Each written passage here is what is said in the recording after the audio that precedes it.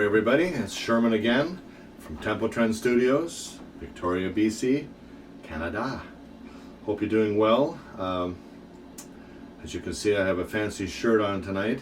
It actually has a strap that's similar in color to the one I'm going to use. So even if my music falters a little bit tonight, at least the presentation is getting fancier. So anyway, tonight we're going to try to recap a few things, put a few things in perspective. We've become familiar with a few very interesting things lately, if you've been following this, and I hope you have. But if you jump around a little bit, that's okay too. I encourage it. Hopefully there's enough of the thematic development that you can find your way through this, and if something is needing to be tidied up a little bit in your playing, then you can dial that up, and maybe something else will pique your interest and carry on from there. So lately we've been doing the minor blues, and of course G as a centering point, G minor, and we presented the three minor scales, which is of great interest because we can use those minor scales for other applications, which I think you'll find very interesting. So the last installment, I wanted to beef up your major pentatonic skills, which I think will help you a lot. So I think I've gone in 3 installments. This will be the 3rd installment. So if you missed the other 2, I think that's when I was wearing my Rolling Stones shirt with the tongue hanging out. So you should be able to find that pretty easy. So I'm going to finish this sheet and just a minute, and I'm going to move along in the minor blues scale because I think we're on the 3rd column, 3 of 5, and also I'm going to talk about applying minor scales to other circumstances. And I think you'll find this to be of great interest, particularly you guys who have had some experience before with modes and were wondering how you'd handle certain types of chord progressions. I think you'll find this extremely interesting. It still interests me after all these years. When I hear it now, though, I recognize some of these minor scales right away, even though they're being used, say, on a 7th chord or something. So I'm just going to take a run at this and do a little improv first using some major pentatonic licks. And I'll try to just stay in the pentatonic realm and not do anything too crazy, but just do the old let it be thing and just play major pentatonic. I won't do too much targeting of notes or all the kind of things we talked about before, because I want you to hear how some of these licks sound. Okay, so let's see if I can do this.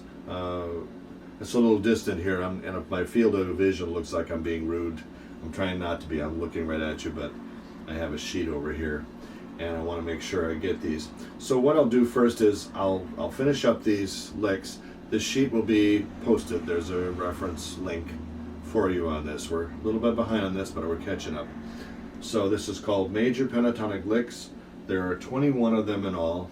These are my power licks that I'm giving you to kind of like vitamins, musical nutrition for beefing this up. And you move these all the way around the neck, anywhere you need to. Primarily form 1 and 2. Okay, so for C, that's right in this area here, 5th fret to 10th. So the last licks, starting with number 16, I'll do it really slowly, sliding into 9.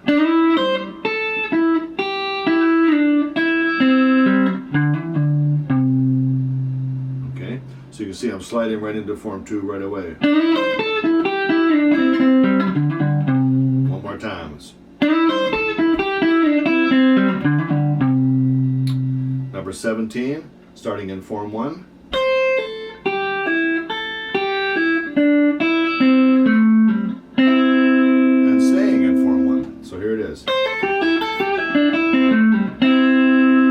Notice over that first part of that lick, number 17, you'll see MC5. I'll remind you that MC5 means a middle bar somewhere in the middle strings in the 5th fret. So the Roman numeral 5, okay, just so you know what the language means. That was also in the previous lick, number 16. Okay, number 18, starting in that area, and you've got an MC5 in effect. So if it helps, lay down a little bar, not a whole thing, but just a little middle bar. MC, think of it standing for middle. So we have, and you'll see there at the end, I didn't end with, it's a little bit of sass there, another flat 5 type thing. So here it is, a little faster. A little faster. Okay, number 19, slowly, starting with form 2. So I'm going to start with my middle finger on the 8th fret.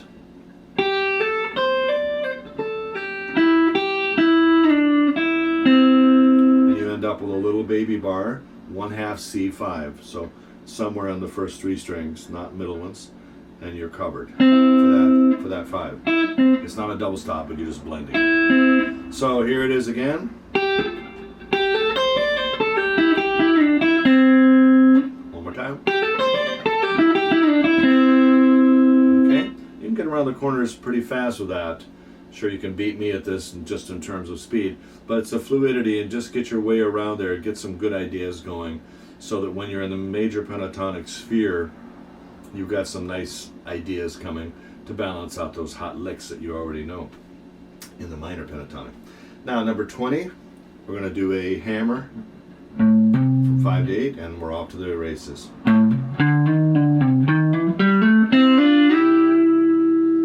Okay, ending with some nice little double stops. So you'll notice that I'm trilling 5, 6, 5.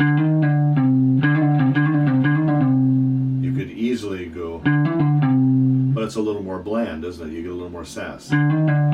So, okay, a little faster. That's kind of a sassy little run there. And the double stop is nice. You wouldn't do that with form 1 minor, because you'd be doing, but you would end up with that in form 1 minor, but the connecting one wouldn't be this. See, so you can hear that. Your ear will tell you, as it always does. If it sounds bad, it's probably bad. But if it sounds good, trust it. So,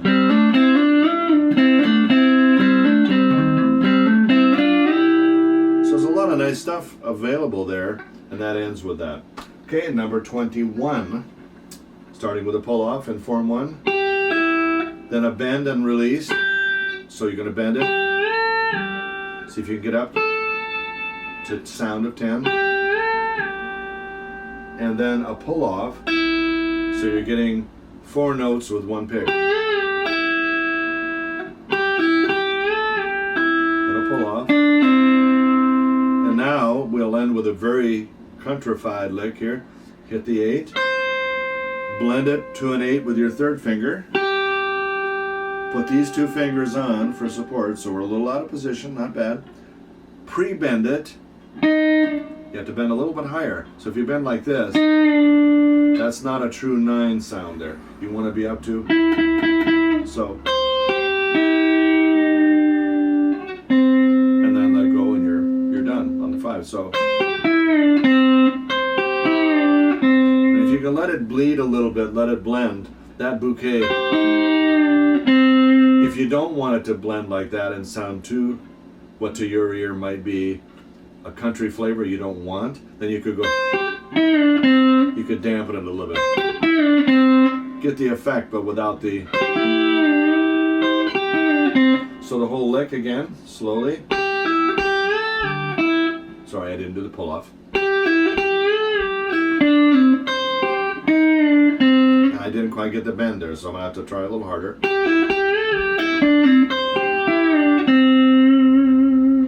Okay, so some nice stuff there. That's all the pentatonic licks that'll be on that sheet in C, and you need to transpose them. Start moving up the line a little bit, go to D, and then go a little bit up the line again, go to E, 9th position, form 1, and then go up to the 12th position area for your G, key of G. That'll work into your blues, so you can double back to your blues and have some nice little licks to use when you're up in that area.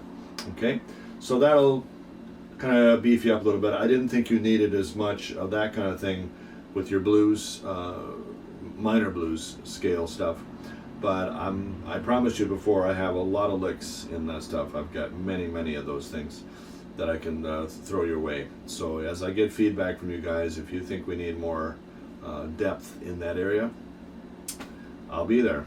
Okay, we'll see where this goes, how long we're going to keep going with this.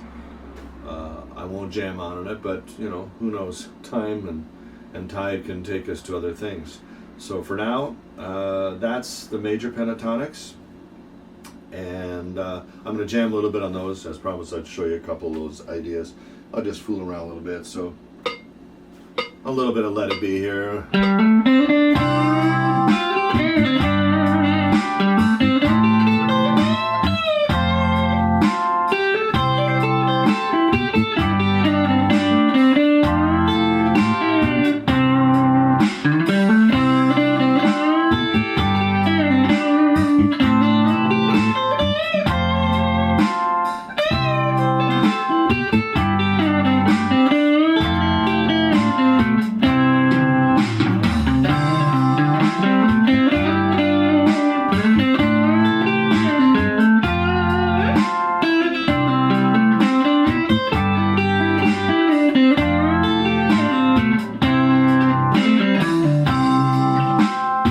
Okay, I hope that wasn't too loud. I didn't know how loud I had that thing set, but hopefully that balance was okay. I did not check that before I did it, so I hope you could hear everything. But that's just me trying to wing it and throw as many of those ideas in the pile here, and I stayed right in that area. Okay, so good. I hope we're okay with that. I hope everybody's content with that and we're stabilized. Now, we talked about the minor blues, the black magic thing. I'm going to put on a little bit of distortion here, a little bit of broken tube screamer, and we have to go into the next column of this. Now, if you're, I'll review the first two columns first, so to be thorough in this. So I'm going to get the black magic. Should be here somewhere. Here it is. Okay, in G. Okay, and I'm not going to go too fast. I'm going to slow it down a little bit. 80 is the standard speed for this that I would use to teach. I'm going to move it down to 70 just to give a little bit of, you know, leeway with phrasing and so forth for any of you that this might be new to. Okay, so we got 3 scales in each column to deal with. The fourth column, and I'll show you this sheet that I should have shown you this sheet too, sorry. There's the major pentatonic sheet that will be posted, and it's showing the 21 licks. Okay, just in the interest of thoroughness. And here's the minor blues scale summary, and we've gone through, I've touched on the first 2 columns, so I'm going to touch on this, and we're going to have a little break here. Got some things to attend to in the next few weeks. You may not see anything for a few weeks, but I'm not giving up. Don't think I've abandoned you or anything.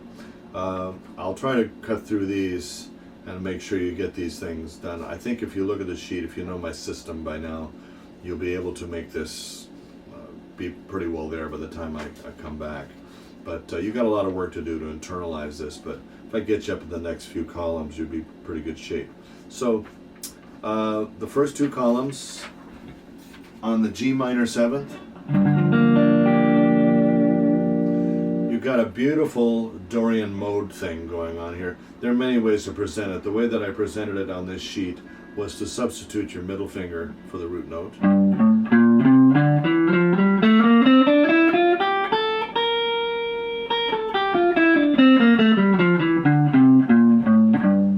You got some nice little rolly type licks. You can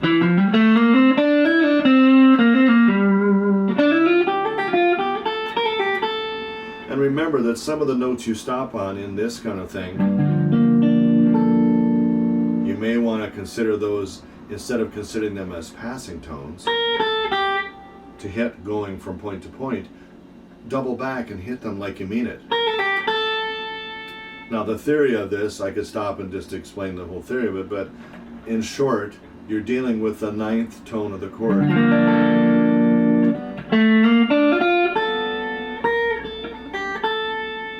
You can hear how beautiful that effect would be over the chords. So that's nice just in itself. Try to take some chances landing on a few notes you normally wouldn't land on. Now you get 2 bars of that, and then you're going right into the 5 chord, which in this case requires a special treatment because we're using a D7. If you're playing an arrangement of Black Magic Woman that goes to a minor, and I've heard such things, then this science won't work. So you have to make it a 5/7 chord in this case, which is D7. So on that one, you'll look over and you'll see we're in the first, and I did align these a little bit. So in the first column, still you've got this. Remember, we thought this should have a better name than than just harmonic minor scale, maybe snake charmer scale. We could call it that. Who cares, right? So charm those snakes. And don't forget that I said some of the ones that look like eyeballs, those are the ARP notes. You can tease them a little bit. Get some really nice little flavor going there. Okay, so you got that, you got the whole scale stretch there, so be careful. That'll give you all the stuff you need to cover you for those 2 bars of the D7 ones. Now you get into back to G minor for 2, D minor 7 for 2 bars. You're back in Dorian territory. Then you're going to go into C minor. This is the telling point for a lot of people. So we go up to the top of our chart, and you'll see if you're looking at the chart, if you can't see it now what I'm seeing, but you've got the C minor 7 requires the minor pentatonic scale is shown, but I also show these donuts, the hollow notes, and that would be your Aeolian mode, and I show the lower notes as well.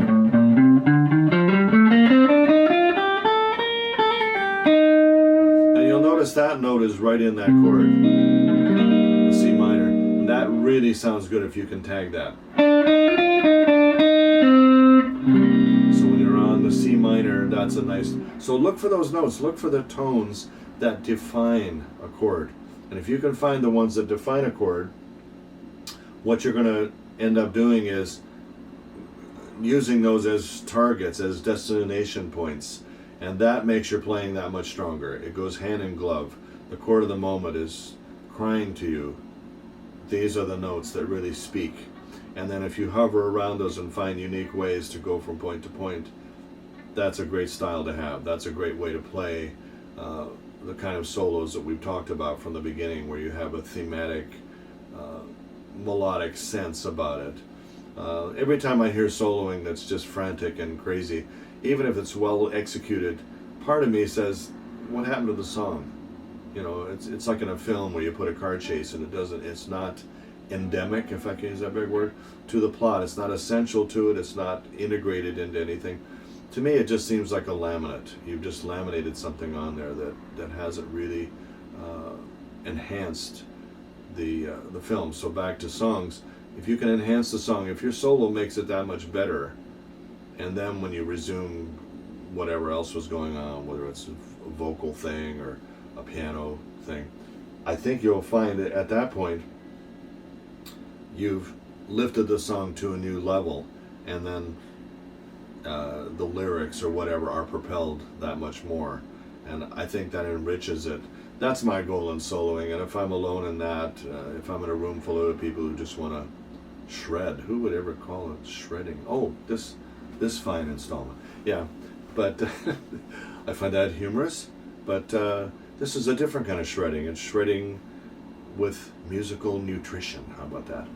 But when you hear a solo that achieves those things, and we talked about the thematic development with solos, having a strong kickoff, all those elements, if you can achieve that in your own way, I'm looking forward to hearing those solos by any of you who have stuff out there.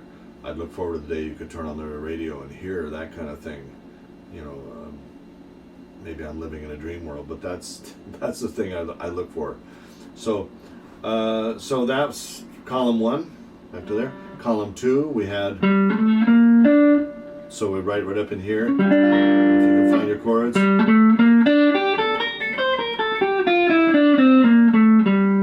So I didn't give you all the notes there, because I wanted you to hear it from the root note on the G, since it's a new thing.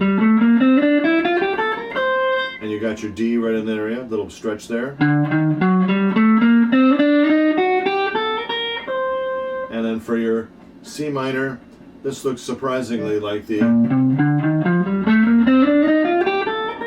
And some of you will say, wait a minute, that's just a B flat major scale. It is. So you have to find... Or you could call it G natural minor, however you want to call it. We'll call it that, Aeolian mode. And that'll cover you for those two guys, okay? Now we're going to move on to the third column. And for this, you can see that you have a G note there at the 10th fret, and you also have a stretch note up on the skinny string. So we have... I'll call out this frets because this is new. 10, 7, 9, 8, sorry. 10, 7, 9, 10, 8, 10, 6, 8, 10.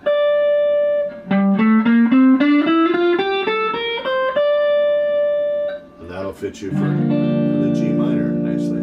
And then you got an interesting snake charmer thing here when it goes to the D, D7. So you have stretch right out of the box. There's two of them in this one.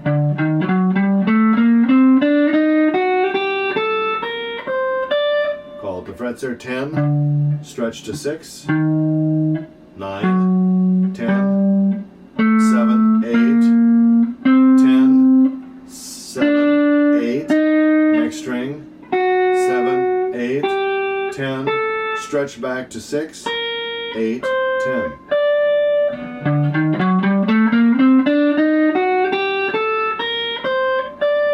Okay, so you got that, and then you just have one more up top there. You have this, and this one has a stretch back for the C minor 7. So two stretches back, 6, 8, 10, 6, 8, 10. 7, 8, 10, 7, 8, 10, shift, 8, 10, 11, 8, 10, 11.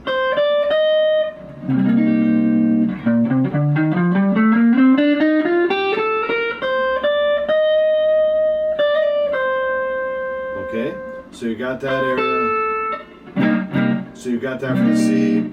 This is a pretty interesting area right here, and you can see with some of the darker notes.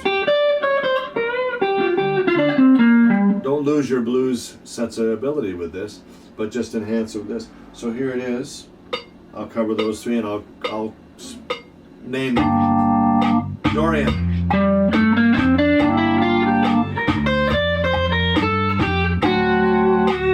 Harmonic minor.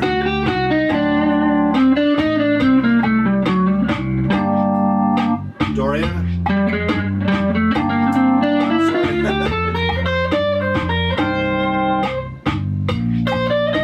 That's your Aeolian. Dorian. Harmonic.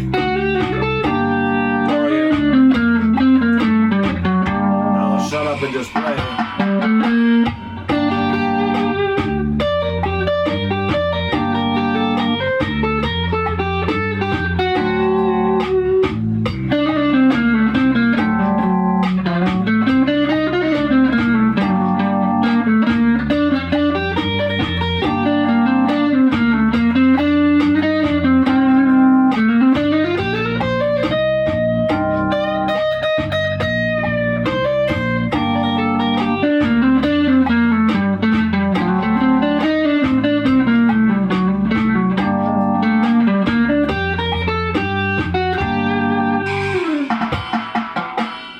Okay, so that's your third column.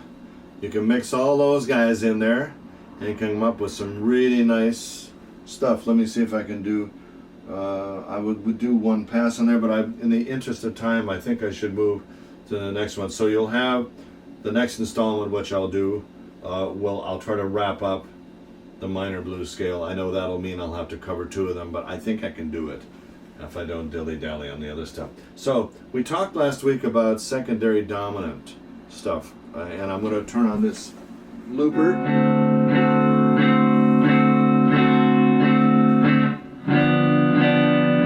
So you can hear the chords playing there.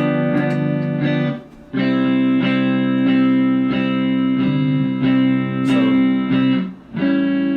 that's A7, D7, G7, going back to C. So what I explained before, you got a C major scale here. A7th won't cover it. You're going to have a lot of wrong notes. So what's the solution? You have to have a mixolydian mode on all those guys.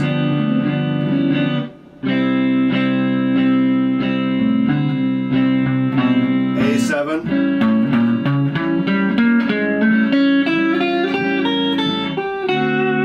On D7 we need a mixolydian.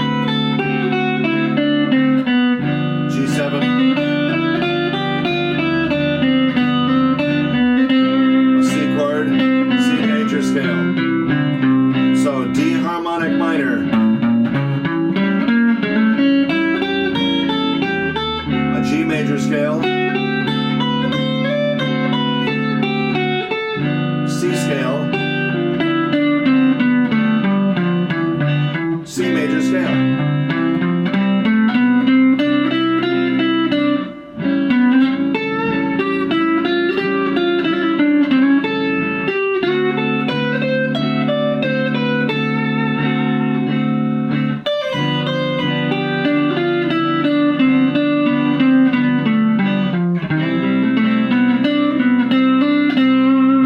D harmonic minor scale.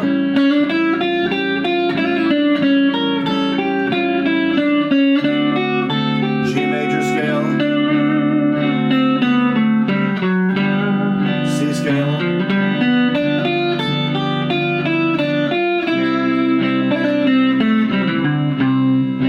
Okay, so you need an outside scale to handle that 6-7 chords. So secondary dominant, we call this. It's not in the family. The G7 is in the family. So C is the 1 chord. The 5 chord is G7. So you're covered with a C major scale. Anything C is going to work just fine. The other 2 chords are visitors to your key. They're non-diatonic. So on the A7, that's why I got screwed up. I was expecting it to start with that, but the machine started somewhere else. So blame the guy who programmed it. So A7 requires the harmonic minor scale.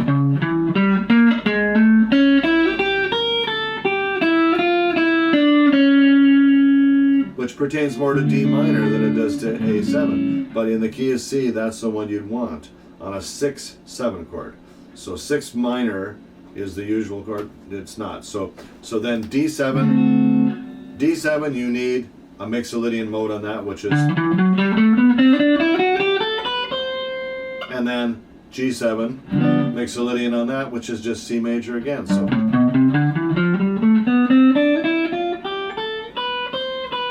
So if you're not thoroughly confused by all that, I will restate it again in the next installment. But for now, I think we'll wrap that up. We've covered a fair amount of stuff here. So country lick, we've got our major pentatonic licks covered. Minor blues, we're up to the 3rd column we've covered. Minor blues scales over the progression for Black Magic Woman. And secondary dominance, the most prominent one and the one you're going to stumble on the most is the 6-7 chord. So in the key of C, that's an A7. And when you encounter that, it throws you for a loop until you get used to using the snake charmer scale over it.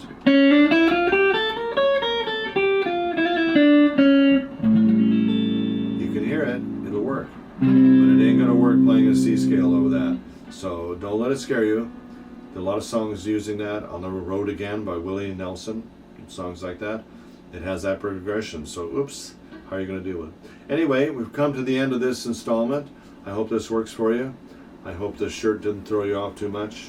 In fact, I may keep it on for the next installment.